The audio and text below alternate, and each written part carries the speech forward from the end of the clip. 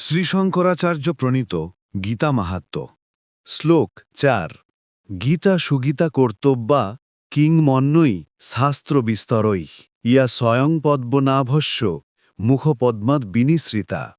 অর্থ, যেহেতু ভগবদ্গীতার বাণী স্বয়ং পরম পুরুষোত্তম ভগবানের মুখনিসৃত বাণী, তাই এই গ্রন্থ পাঠ করলে আর অন্য কোনো বৈদিক সাহিত্য পড়ার দরকার হয় না।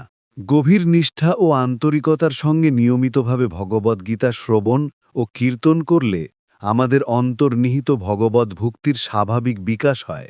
বর্তমান জগতে মানুষেরা নানা রকম কাজে এতই ব্যস্ত থাকে যে তাদের পক্ষে সমস্ত বৈদিক সাহিত্য পড়া সম্ভব নয়। সমস্ত বৈদিক সাহিত্য পড়ার প্রয়োজনও নেই।